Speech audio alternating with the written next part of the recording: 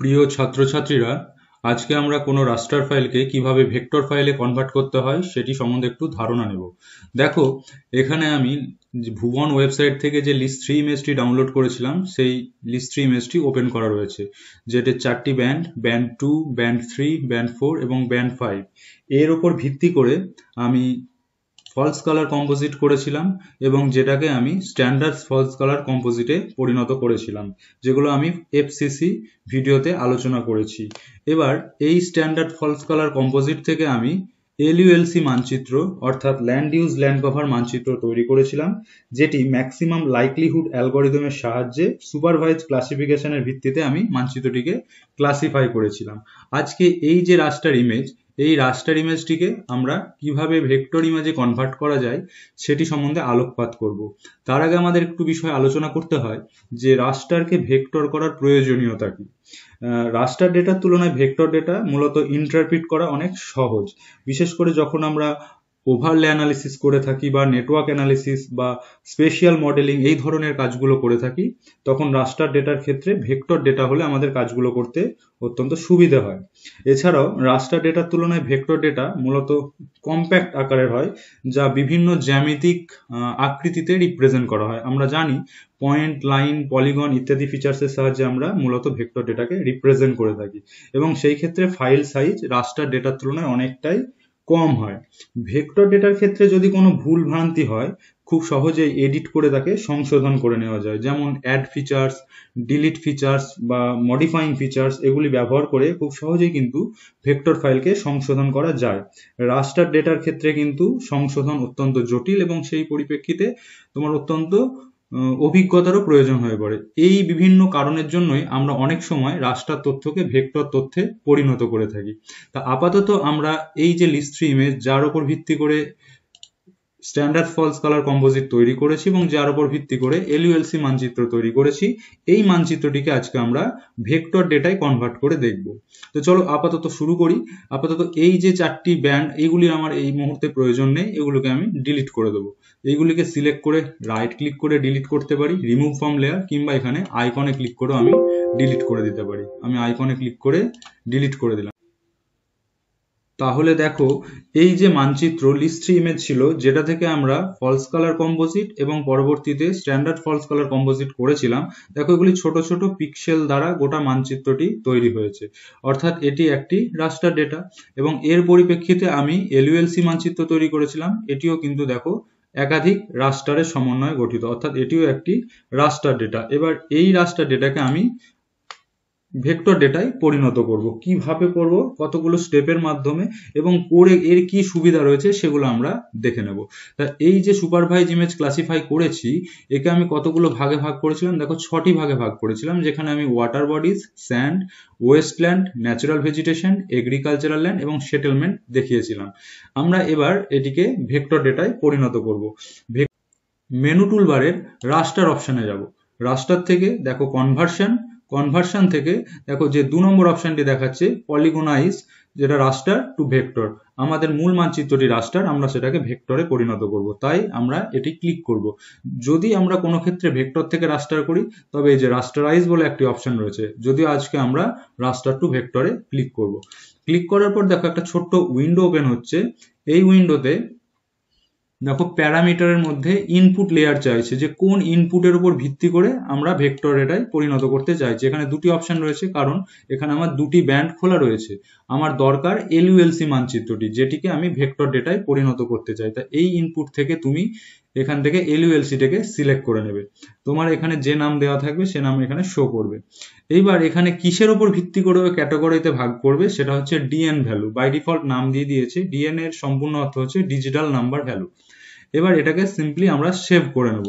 দেখো নিচে এই যে ভেক্টরাইজড বলে যে অপশনটি রয়েছে, সেভ টু টেম্পোরারি ফাইল, এই 3 ডট বাটনে ক্লিক করলে এখানে আমরা দুটি অপশন পাচ্ছি, save two file.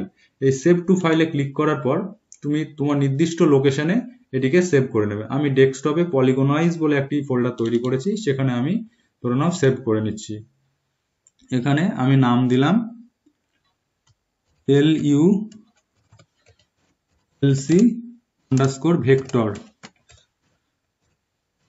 Vector data. এবার সিম্পলি এটাকে সেভ করে নেব। এবার রানে ক্লিক করব, একটু অপেক্ষা করতে হবে। দেখো অ্যালগোরিদম রান হচ্ছে। এবার এটি সম্পূর্ণ হলেই লেয়ার অপশনে আমি যে ফাইলটি তৈরি করলাম সেটি কিন্তু এখানে চলে আসবে, সেটি একটি ভেক্টর ফরম্যাট আকারে।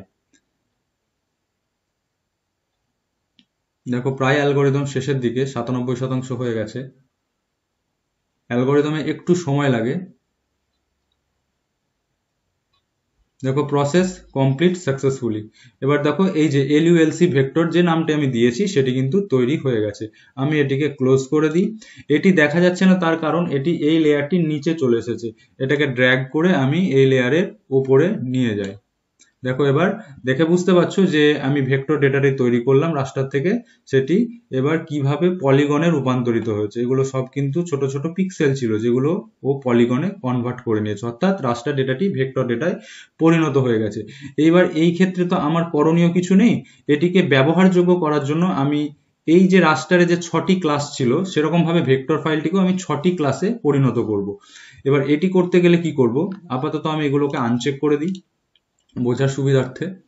এবার আমি এই যে ভেক্টর ডেটা যেটি তৈরি হলো এটার উপর রাইট ক্লিক করব। রাইট ক্লিক করার পর আসবো প্রপার্টিজ অপশানে। প্রপার্টিজ অপশানে আসার পর এখান থেকে আসবো সিম্বলজি অপশানে। দেখো সিম্বলজিতে আমরা এবার কালারগুলো পরিবর্তন করব কিসের উপর ভিত্তি করে, ডিএন ভ্যালুর উপর ভিত্তি করে, ডিজিটাল নাম্বার যার উপর ভিত্তি করে রাস্টার ডেটাকে আমরা ভেক্টর ডেটায় পরিণত করেছি। এই সিম্বলজি অপশানে আসার পর এই যে সিঙ্গেল সিম্বল আছে এখানে ক্লিক করে আমরা ক্যাটাগরাইজে ক্লিক করব। কিসের উপর ভিত্তি করে ক্যাটাগরিতে ভাগ করতে চাই, এই ভ্যালু অপশানে এসে ড্রপ ডাউনে ক্লিক করলে দেখো ডিএন বাই ডিফল্ট দিয়েই দিয়েছে, ডিজিটাল নাম্বার ভ্যালু, এটা আমরা সিলেক্ট করব। এইবার এখানে সিম্পলি আমি ক্লাসিফাই অপশানে ক্লিক করব, যে আমি মানচিত্রটাকে ক্লাসিফাই করতে যাই।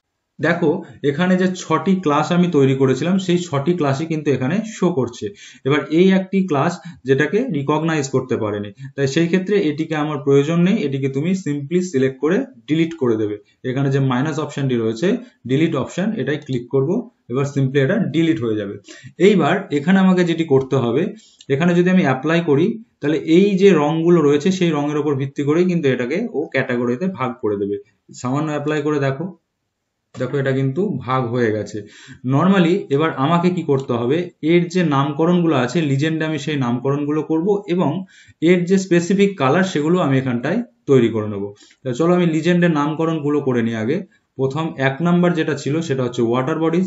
এই যে লিজেন্ড অপশানে ক্লিক করার পর এখানে ডবল ক্লিক করলেই কিন্তু লেখার অপশান চলে আসবে। আমরা এখানে লিখবো ওয়াটার বডিজ, ওয়াটার বডিজ। 2 নম্বরে দেখো রয়েছে স্যান্ড, আমি লিখবো এখানে স্যান্ড, SAND। 3 নম্বরে রয়েছে ওয়েস্টল্যান্ড, ডবল ক্লিক করে ওয়েস্টল্যান্ড। 4 নম্বরে রয়েছে দেখো ন্যাচারাল ভেজিটেশন,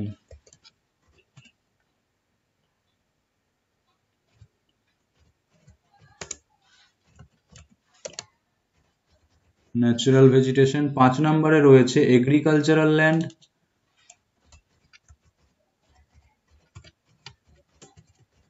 এগ্রিকালচারাল ল্যান্ড। এবং 6 নম্বরে রয়েছে সেটেলমেন্ট, এখানে ডবল ক্লিক করে SETTLEMENT, সেটেলমেন্ট। এবার এর যে স্পেসিফিক কালার রয়েছে সেই কালারগুলোকে আমাকে ডিফাইন করতে হবে। যে ক্ষেত্রে আমরা ওয়াটার বডিজকে মূলত নীল কালার দিয়ে দেখিয়ে থাকি, তাহলে এই কালার কিন্তু আমরা বিভিন্নভাবেই পরিবর্তন করতে পারি। এখান থেকে কালার পরিবর্তন করতে পারি কিংবা এই কালারের উপর ডবল ক্লিক করেও পরিবর্তন করতে পারি। এইবার এখানে আমরা এই যে ফিল কালার করলাম, এই সিম্পল ফিল যেটা রয়েছে এখানে ক্লিক করো। ক্লিক করে এই যে ফিল কালার অপশন রয়েছে এখান থেকে তোমরা কিন্তু নিজের ইচ্ছে মতো কালার বিভিন্ন প্যালেট থেকে তোমরা পছন্দ মতো সিলেক্ট করে নিতে পারো। আমি এখান থেকে নীল কালার চয়েস করে নিচ্ছি ওয়াটার বডিজ এর জন্য। এবার ওকে। এবার দেখো এখানে স্ট্রোক বলে একটি অপশন রয়েছে। স্ট্রোক জিনিসটি কি, স্ট্রোক জিনিসটি হচ্ছে এই যে প্রতিটি এখানে কালার দ্বারা ডিফাইন করেছে এবং প্রতিটার পাশে কালো রঙের একটা বাউন্ডারি লাইন ড্র করে দিয়েছে। আমি সেই কালো বাউন্ডারি লাইনটি চাই না, সেই ক্ষেত্রে স্ট্রোক কালারকে আমাকে ট্রান্সপারেন্ট করে দিতে হবে। এই স্ট্রোক কালারে এসে এই যে ড্রপ ডাউন অ্যারো এখানে ক্লিক করে দেখো এই যে ট্রান্সপারেন্ট স্ট্রোক অপশন রয়েছে এটাকে চেক করতে হবে, কিংবা এই যে অ্যারো সাইনটি রয়েছে এটাকে আমাকে একদম 0 করে দিতে হবে, সেই ক্ষেত্রে এই স্ট্রোকটি আর থাকবে না। এবার সিম্পলি এটিকে ওকে। এবার তুমি যদি অ্যাপ্লাই করো তাহলে কিন্তু ওয়াটার বডিজ এর কালার, এই যে ওয়াটার বডিজ ছিল এটা কিন্তু তুমি পরিবর্তিত দেখতে পাবে। দেখো এই যে পরিবর্তন দেখতে পাওয়া যাচ্ছে। চলো আগে আমরা সবগুলো কালারই পরিবর্তন করে নিই। স্যান্ডের ক্ষেত্রে আমরা এই কালারে ডবল ক্লিক করব।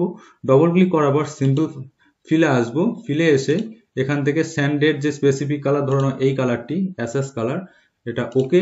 ওকে করার পর এই স্ট্রোক কালার, এটা ড্রপ ডাউন অ্যারোতে ক্লিক করে ট্রান্সপারেন্ট স্ট্রোক, ওকে। একইভাবে আমরা ওয়েস্টল্যান্ড করব। ওয়েস্টল্যান্ডে ডবল ক্লিক, সিম্পল ফিল, এখান থেকে তোমার স্পেসিফিক কালার তুমি চয়েস করে নাও। ধরে নাও এটা ওয়েস্টল্যান্ডের কালার আমি চয়েস করলাম, ওকে। স্ট্রোক কালার, স্ট্রোক কালার এটাকে ট্রান্সপারেন্ট। আমি একটা স্ট্রোক কালার রেখে দেবো যাতে তোমরা বিষয়টি বুঝতে পারো, ওকে। চলো ন্যাচারাল ভেজিটেশন। ন্যাচারাল ভেজিটেশনের ক্ষেত্রে সিম্পল ফিলে গিয়ে কালার দিয়ে দাও সবুজ, সবুজ, ওকে। এখান থেকে স্ট্রোক কালারটা করে দাও ট্রান্সপারেন্ট, ওকে। একইভাবে এগ্রিকালচার, এগ্রিকালচারকে আমরা হলুদ রং দ্বারা ডিফাইন করি। সিম্পল ফিল, কালার অপশানে এসে এখানে হলুদ রং চয়েস করে নাও, এটা ওকে। এখানে ধরে নাও আমি স্ট্রোক কালারটি রেখে দিলাম, ওকে। এবার এখানে এসো সেটেলমেন্ট, ডবল ক্লিক। সেটেলমেন্টকে আমরা লাল কালার দ্বারা ডিফাইন করি। এখান থেকে আমরা লাল কালার চয়েস করে নেব, এই যে লাল কালার, ওকে, ওকে। বেশ, এটিকে যদি আমি অ্যাপ্লাই করি, এবার দেখো মানচিত্রটা একদম আগের মতনই দেখাবে। এইবার দেখো এই যে মানচিত্র, এই যে জুম করলে দেখা যাচ্ছে এই যে কালো কালো বর্ডার, দেখো এই যে সবুজ রং, এগুলো কিন্তু কালো বর্ডার নেই, কারণ এগুলো কিন্তু আমি স্ট্রোক তুলে দিয়েছিলাম। কিন্তু এই যে এগ্রিকালচার বা সেটেলমেন্ট, এগুলো কিন্তু আমি স্ট্রোক তুলিনি, তার জন্য দেখো এর পাশে এই যে কালো রঙের বর্ডার শো করছে। তাহলে আমাদের এই স্ট্রোক গুলোকে এখান থেকে রিমুভ করে দেওয়াই বাঞ্ছনীয়। চলো আরেকবার রাইট ক্লিক করি, প্রপার্টিজে আসি। প্রপার্টিজে আসার পর এই যে স্ট্রোক, দেখো এখানে আইকনগুলো দেখলেও বুঝতে পারবে এইগুলোর পাশে দেখো কোনো কালো বর্ডার নেই, কিন্তু এই দুটির পাশে দেখো একটু কালো বর্ডার লক্ষণীয়। একটু তোমরা হাই রেজুলেশনে ভিডিওটি চালাবে, তাহলে বুঝতে পারবে। চলো এইটিকে ডবল ক্লিক করি। ডবল ক্লিক করার পর সিম্পল ফিল, এখান থেকে আমরা কালার চয়েস করেছিলাম, এই যে স্ট্রোক কালার, এটা ব্ল্যাক হয়ে রয়েছে, এটা ড্রপ ডাউন অ্যারোতে ক্লিক করে ট্রান্সপারেন্ট স্ট্রোক, ওকে। একইভাবে সেটেলমেন্টে ডবল ক্লিক, সিম্পল ফিল, এখান থেকেও দেখো stroke colour, drop down arrow থেকে ট্রান্সপারেন্ট স্ট্রোক, কিংবা এখান থেকে তোমরা জিরোতে কনভার্ট করে দিতে পারো। তারপর এখানে ওকে, অ্যাপ্লাই, ওকে। এবার দেখো যে মানচিত্রটা আমি তৈরি করেছি সেটা কিন্তু একদম সুপারভাইজ যেটা আমরা করেছিলাম সেখান থেকে পুরো এটি ভেক্টরে কনভার্ট হয়ে গেছে। এবার আগের মানচিত্রটি খুললেও আমরা এটা বিষয়টি বুঝতে পারবো। এটাকে চেক করলাম। এইবার দেখো যেটি আমার ভেক্টর ফাইল সেটিকে আমি একবার আনচেক করছি। দেখো এই হচ্ছে আমার এলইউএলসি মানচিত্র, যেটাকে সুপারভাইজ করে তৈরি করা হয়েছিল ম্যাক্সিমাম লাইকলিহুড অ্যালগরিদমের উপর ভিত্তি করে। এর উপর ভিত্তি করে আমি ভেক্টর ফাইলে রূপান্তর করলাম। এবার এটাকে আমি আনচেক করে দিচ্ছি। এবার এই হচ্ছে আমার ভেক্টর ফাইল। এই ভেক্টর ফাইলের মধ্যে দেখো আমরা যে যে কাস্ট তৈরি করেছিলাম সেই ফিচার্স গুলি কিন্তু চলে এসেছে। দেখো 1 নম্বরে ওয়াটার বডিজ, 2 নম্বরে স্যান্ড, 3 নম্বরে ওয়েস্টল্যান্ড, 4 নম্বরে ন্যাচারাল ভেজিটেশন, 5 নম্বরে এগ্রিকালচার এবং 6 নম্বরে সেটেলমেন্ট। তাহলে এই ক্ষেত্রে কিন্তু আমার এইবার রাস্টার ডেটাকে ভেক্টর ডেটায় পরিণত। এটিকে আর একটু ভালোভাবে বুঝতে গেলে আমরা যদি এই যে 6টি বিষয়ে মানচিত্রটিকে দেখাচ্ছি, এগুলো প্রত্যেকটিকে আমি একবার আনচেক করে দিই, তাহলে বিষয়টি আমাদের আরো একটু পরিষ্কার হবে। ধরে নাও এই আমার মানচিত্র ছিল, এই মানচিত্রে এবার যদি শুধু আমি ওয়াটার বডিজ দেখতে চাই, যদি আমি ওয়াটার বডিজে চেক করি, দেখো মানচিত্রের ওয়াটার বডিজ কতটা অঞ্চল জুড়ে রয়েছে বা কোথায় কোথায় রয়েছে আমরা কিন্তু খুব সহজেই বুঝতে পারবো। আমার যদি ওয়াটার বডিজের পরিপ্রেক্ষিতে স্যান্ড অঞ্চল কতটা রয়েছে লক্ষ্য করি, স্যান্ডে ক্লিক করলে কিন্তু আমি কতটা অঞ্চল জুড়ে বালুকা রাশি লক্ষ্য করা যাচ্ছে সেটাও আমি বুঝতে পারবো। একইভাবে তার পাশাপাশি শুধু ওয়েস্টল্যান্ডের প্রয়োজন আছে আমার, ওয়েস্টল্যান্ড কতটা অঞ্চল জুড়ে রয়েছে, কোথায় কোথায় রয়েছে আমরা কিন্তু এইভাবে বুঝতে পারবো। আমরা অনেক ক্ষেত্রে ওয়াটার বডিজের সঙ্গে কতটা ন্যাচারাল ভেজিটেশন রয়েছে বা কতটা এগ্রিকালচারাল ল্যান্ড রয়েছে আমরা তার রিলেশনশিপ বের করে থাকি। সেই ক্ষেত্রে আমরা খুব সহজেই কিন্তু এই কাজটা সম্পাদন করতে পারবো। দেখো এখান থেকে আমি যদি ওয়েস্টল্যান্ড এবং স্যান্ডকে আনচেক করি এবং ওয়াটার বডিজের সঙ্গে ন্যাচারাল ভেজিটেশনকে চেক করি, আমি খুব সহজেই আমার কতটা অঞ্চল জুড়ে ওয়াটার বডিজ এবং কোথায় কোথায় ওয়াটার বডিজের পার্শ্ববর্তী অঞ্চলে ভেজিটেশন রয়েছে সহজেই আমি ইন্ডিকেট করতে পারবো। একইভাবে এগ্রিকালচারাল ল্যান্ড, যেটা মূলত ওয়াটার বডিজের উপর ডিপেন্ড করেই দাঁড়িয়ে থাকে, ডেভেলপ করে। এবার কতটা অঞ্চল জুড়ে এগ্রিকালচারাল ল্যান্ড এবং ওয়াটার বডিজের কতটা নিয়ারেস্ট, আমরা কিন্তু এভাবেই রিলেশনশিপ এদের বের করতে সক্ষম। অর্থাৎ এই রাস্টার ডেটাকে ভেক্টর ডেটায় কনভার্ট করলে আমাদের অনেকগুলো কাজ, যেমন ইন্টারপ্রিট করা, যেমন ওভারলে অ্যানালিসিস, নেটওয়ার্ক অ্যানালিসিস, এই সমস্ত কাজগুলো কিন্তু অত্যন্ত সুবিধাজনক হয়ে ওঠে। এই পরিপ্রেক্ষিতেই আমরা অনেক সময় রাস্টার ডেটাকে ভেক্টর ডেটায় কনভার্ট করে থাকি। ঠিক একইভাবে আরো একদিন আমরা দেখব কিভাবে একটা ভেক্টর ডেটাকে রাস্টার ডেটায় কনভার্ট করা যায়। আশা করা যায় তোমরা বিষয়টি বুঝতে পেরেছো। তোমাদের সকলকে অনেক অনেক ধন্যবাদ।